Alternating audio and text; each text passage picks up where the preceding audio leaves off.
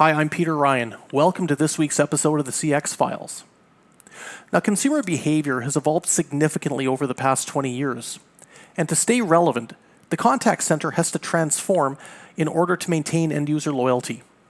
This dynamic was encapsulated for the CX Files during an interview with Jim Farnsworth, who's a customer experience industry veteran and who currently is an executive vice president with SYKES. During our chat, Jim explains what some of the most important challenges are in CX today and how contact center decision makers need to adapt if they're going to empower their frontline agents to act as tuned-in ambassadors for the brands they represent. Let's go right to the interview. Well, Jim Farnsworth, welcome back to the CX Files. Thanks so much for taking some time to chat with us today. Peter, it's always great to be part of it. I appreciate the invitation. Happy New Year to you. Even though it's the end of January, I'll say Happy New Year to you and to all your listeners. Thanks very much. Well, the feeling is mutual. Happy New Year to yourself. And we understand that 2021 is certainly, I think, going to be one of the most interesting and potentially provocative years for the customer experience industry. And we thought we'd get together today to talk to you a little bit about the role of the contact center and the role of the contact center agent as an ambassador and what this role is changing, how it's changing, and where it's going as we move through the next 12 months, potentially into the future. That's probably a good point that we could start at, Jim. As somebody who's an industry legacy veteran in the CX space, I'd be curious if you could talk to us a little bit about what you see as the transformation of the contact center, how it's evolved over the course of the past couple of decades. Yeah, Peter, I think you'd be remiss if you didn't think about just the dramatic shift that's occurred between, first there was so much technology that was introduced, things like IVRs and, the original call trees and ladders and that kind of thing. And then, of course, we started moving to distant and near shore locations, 20 plus years ago. And then you've seen certainly the advent of work at home that came after that. Now you're seeing so much of the digitization and a different kind of technology that actually helps agents, or in some cases takes the place of things agents used to do. And so the role of the human being within the contact center and in the customer experience loop, if you will, has changed a lot and continues to change. And now I think you're starting to see that as I like to say it, the agent is no longer the first person that the customer is going to. In many cases, it might be the first human being, but it's not the first contact that a customer has when they're looking either to buy something or to solve a problem. They're now going other places first, and now it's almost become that the contact center has become an escalation point in customer experience, even though it may be the first place that the first human being that the customer is talking to. That's really interesting what you say about the escalation point. And that raises, I think, an obvious follow-on question then, Jim. From the standpoint of 2021, where does the contact center function fit into the whole CX experience from the perspective of a consumer? Yeah, it's interesting, Peter. I mean, if you think about the last time you needed customer service, or particularly if you think about the last time you went shopping for something electronically, which a lot of us are doing in a pandemic era, you start somewhere else. It used to be if I needed to call a company for customer care, I would just find their number and dial them up. Now what you tend to do is you tend to go onto their website, or you go onto their social media, or you Google it and do a search engine look for how do I solve this problem. And if you can't, then you end up calling the contact center. And if you can solve it, you generally do. And so we've seen a dramatic reduction in the basic calls because they either aren't coming in or we're able to handle them with technology like a bot or a self-service application, things like that. But when you do reach an agent, you're now reaching one who has a much more dynamic role than ever before. They're not just handling a transaction and getting a single resolution. It's really the opportunity to be an ambassador for a company. And so even if I'm calling in to resolve a customer care issue, the convergence of marketing, sales, and service is so pronounced these days that every interaction makes me a potential buyer. It reflects on how the experience or the attitude I have toward a company. If I'm calling in, even if I'm not buying something, it influences the next time I am buying something and the next time I'm spending on companies like that. So the ambassador role is really pronounced these days. It's no longer just the rep, as they used to be called in contact center lingo. They truly are brand ambassadors, and it's a much more complex job than ever before. You raised a couple of points there that come to mind. First of all, when I think about the last couple of times I've needed to use the services of contact center, you're right. You try and figure it out yourself. And then if you can't resolve it, you tend to pick up the phone or try and find a phone number. I don't know about you, but I've been finding more and more organizations just aren't publishing their telephone numbers to contact. They want to make sure that people try and fulfill any requirement they've got using self-help or potentially a non-voice channel. But that's an aside. That's just my own observation. Mm-hmm. You raise a couple of other points, Jim, that I think are well worth exploring then. How do you see the role of the contact center agent then evolving going forward? And how do you see organizations, no matter what the vertical, really looking to try and respond to amend or to mold a new profile of the type of agent that they're looking for? Yeah, Peter, it's interesting you started with your own observation there, because I think I'd probably go back to that first. Maybe it's my bias as a longstanding customer care practitioner, but I think it's unfortunate that an organization tries to keep their customers from contacting them.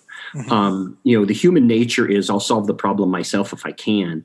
But, as mentioned before, every time you talk to someone, that is a brand ambassador. That is someone who is representing that company. And, as good as technology can be, as good as, obviously the best customer call is the one you don't have to do because the product's working or you don't have a problem to be resolved. But every time someone reaches out to your company, you should have a welcoming, knowledgeable, well-equipped person who can tend to their needs. Because as mentioned before, it's not just a call to solve a customer service issue. It is an opportunity to represent your brand, an opportunity to represent your company. And I think as we go forward, the role of the agent is becoming much more sales oriented. It's becoming much more marketing oriented, and not while firms including mine offer pure marketing or pure sales solutions for companies.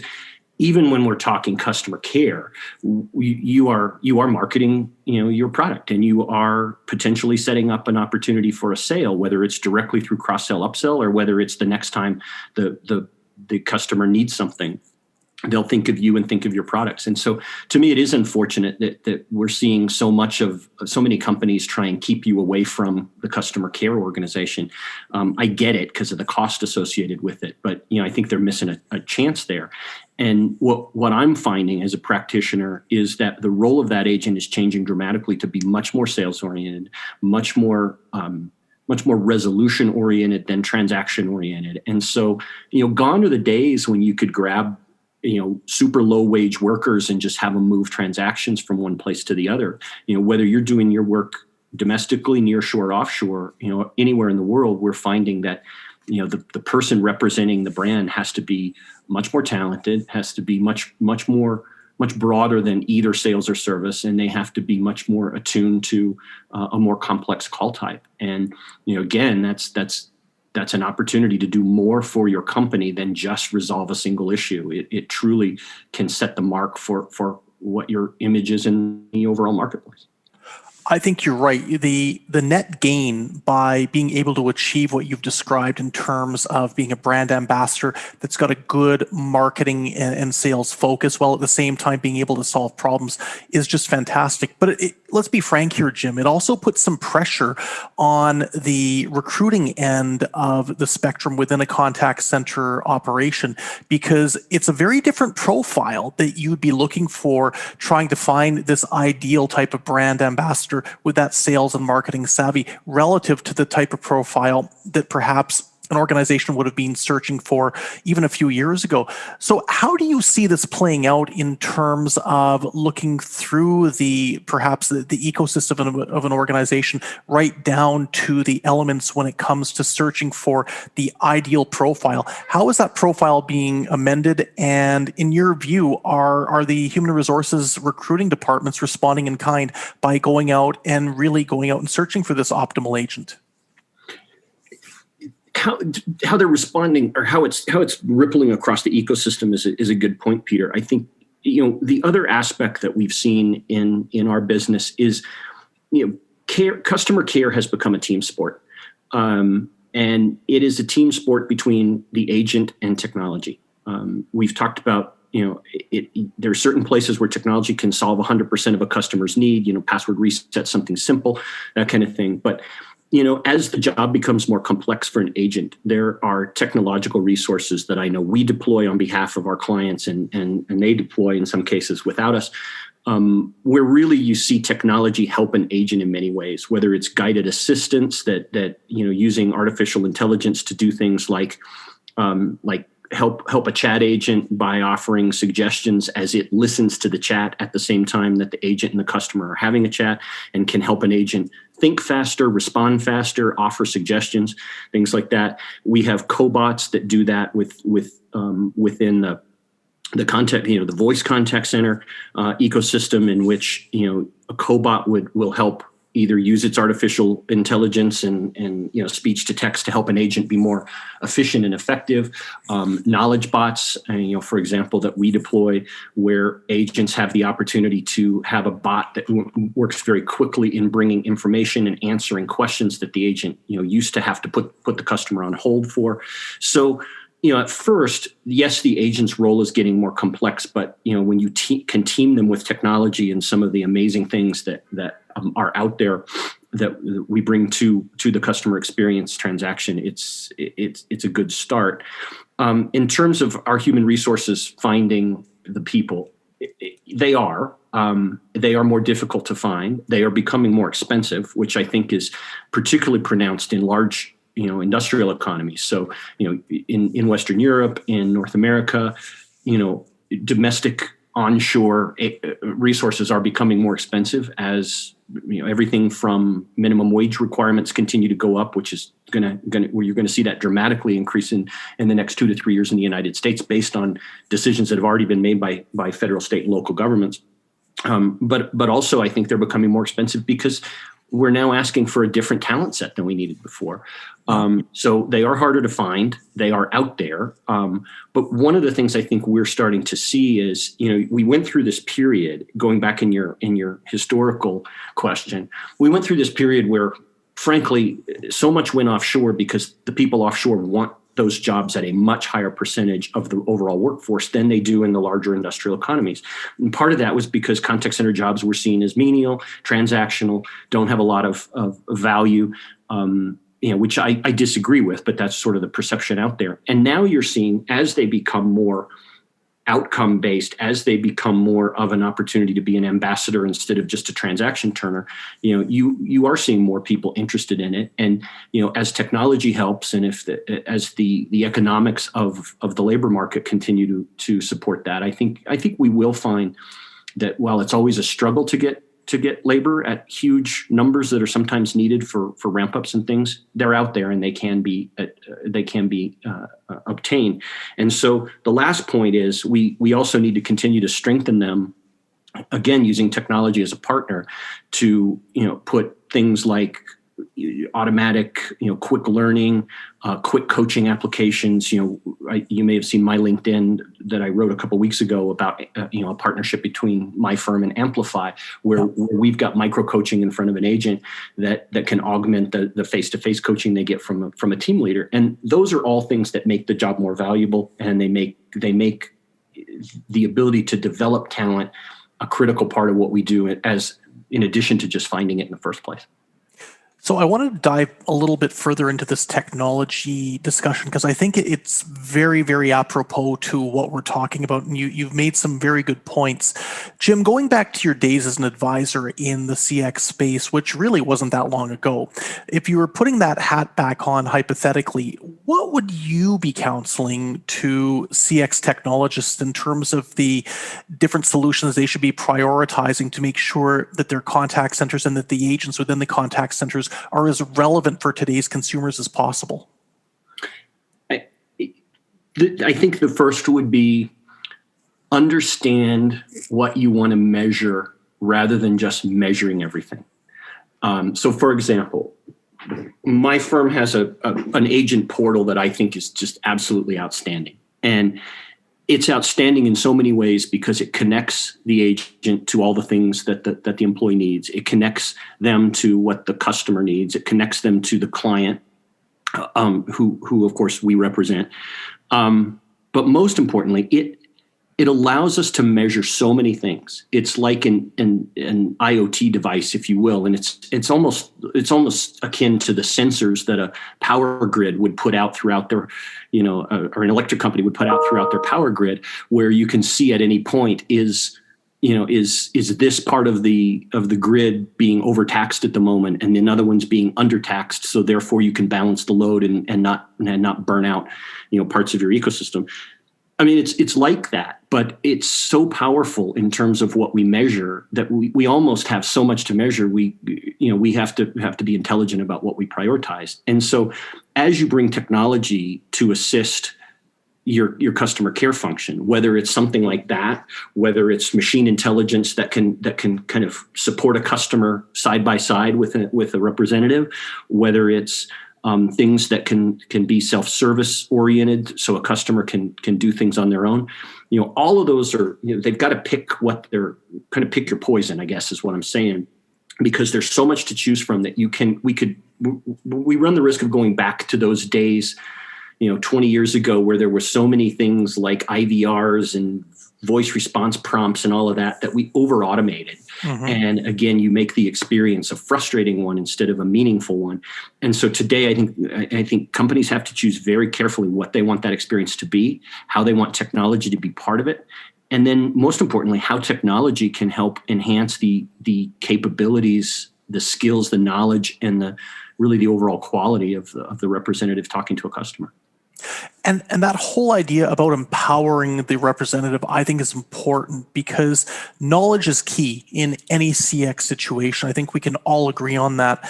And that brings up a point I was really interested in discussing with you, Jim, and that relates to, as we look at the new brand ambassador that's going to be a little bit more skilled when it comes to sales and marketing. As long as I've been in the CX space, there's been an overwhelming philosophy within different organizations that you've got your CX department, you've got your marketing department, they run parallel, never shall the two meet. But I have a sense that that's shifting now and that there's going to have to be a lot more intersection between these two very important elements within an organization. Do you have any thoughts on that? You're spot on, Peter. I think as we talked about earlier in the discussion, the convergence of marketing, sales, and service is real. It exists. I think we offer solutions, obviously, to the marketing department, to the sales department, to the service department, to the technical department. And while many cases the buyers of those services are different, the users of those services are not. They don't see the distinction between those four parts of a company. And so, if I'm contacting a service provider for something, it's, I think about how well they respond, how well they offer me solutions, how well they take an opportunity to find out if I need something else, and in a sense that means that they've provided technical support, customer care, sales opportunity, all in the same transaction, whether that's by voice or by chat or even in a store, if in the case of bricks and mortar retail. And so as a result, all of that is marketing. And marketing also, like we said with care before, it starts not when I read about a particular company, but it starts when I am first thinking about services. If I'm going to I'm in the middle of trying to continue to care for an elderly parent. And if I need services for her, the first thing I'm going to do is research them, on the web or, Google or what have you. And all of a sudden, the marketing apparatus goes to work. And, then I'm going to have the ability to have things prioritized for me, and that'll take me to a representative somewhere along the line. And so that representative has to then carry the torch of that good marketing that I experienced online to, they become the brand ambassador, as we said before. And then if their skill of solving my questions, diagnosing my needs, and then closing a sale, all of that could be together, even though it might feel like a customer care call. So you're exactly right. That convergence of those three it's real, it's out there, and it's amazing what it offers as opportunities for companies to capitalize on. It's very clear. I think the pressure is going to be on for a lot of different enterprises across sectors to make sure that they can find that convergence, and that they can do so in a strategic fashion that's going to end up generating loyalty and ensuring that consumers are willing to spend more with them. Jim, it has been a pleasure as always. Thanks for taking some time to chat with the CX Files, and we look forward to having you back soon. If I can leave you with one last thought, I hope that you continue to test negative and to stay positive. Thank you, Peter. That's a great way to put it. And as always, I'm honored to be included in your podcast. And thanks for having me.